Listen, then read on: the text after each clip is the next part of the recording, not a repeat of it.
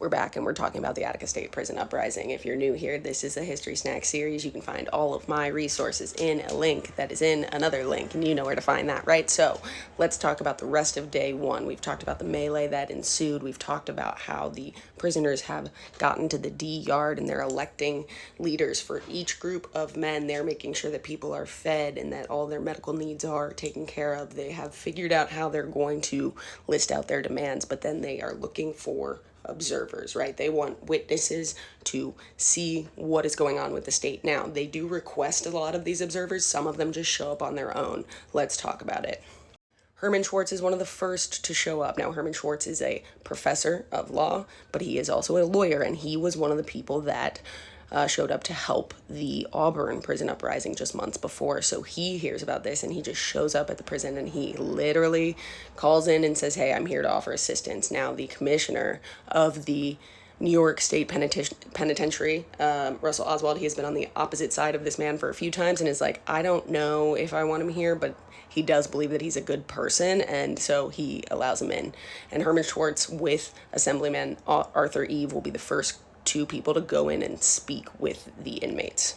Assemblyman Arthur Eve, he is serving in the New York State Assembly at the time, and he is one of the only black assemblymen there. And one of his big things, of course, is how specifically black young men are treated by the police and by the penal system and the carceral system in our country. So he shows up, he hears about it on the radio, and literally just goes straight there from Buffalo and is like, fuck it, we gotta figure this out. So him and Herman Schwartz will be the first people to go in and actually speak with the inmates.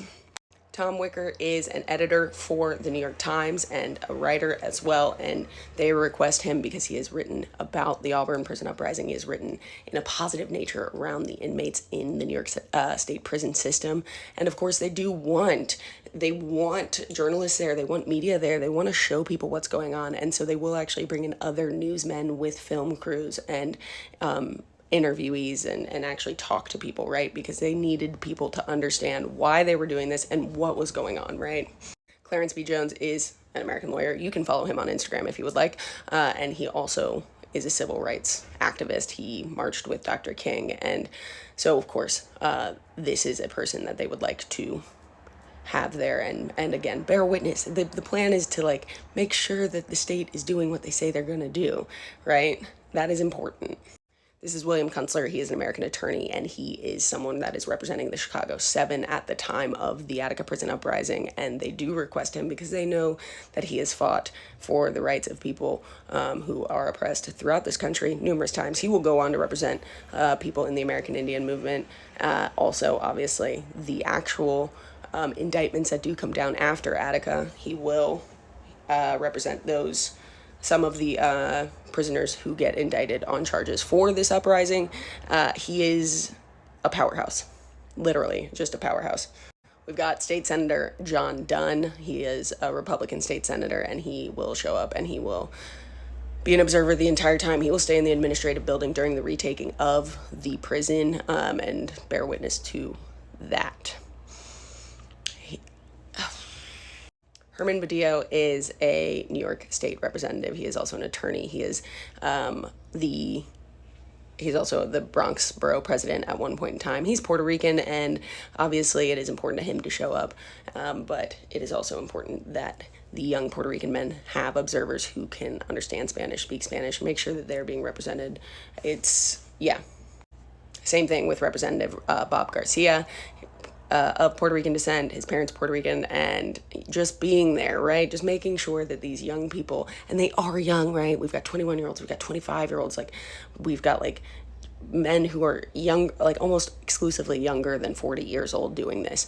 And a lot of them are there for, again, parole violations or Richard X. Clark is a former addict, and he is there because he's gotten DUIs and he's robbed people for his addiction. A lot of them are not super hardened criminals. I want to ingrain that into your head. There will be a lot of other observers that float in and out, right? And even Bobby Seale will come and talk to the prisoners, and he will just be there for a short moment in time. I think on the third or fourth day, it might be the night before the state retakes the prison. So it is they're doing this in the right way, right? They're getting media there, they're getting observers. They want people to know what the fuck is going on, and they want people to bear witness to what the state is saying and make sure that they're actually going to follow through. The next video that we do, we'll talk about the people in charge on the state side. We've already talked about Nelson Rockefeller, but we'll talk about his attorneys. We'll talk about Walter Dunbar. We'll talk about Russell Oswald. Those are deputy commissioner and commissioner of the New York State Penitentiary System. And then we will also talk about the leaders who are, Mancusi, he's our superintendent, or like the warden of the prison. And then we'll talk about the people who are, leading the charge, the state police.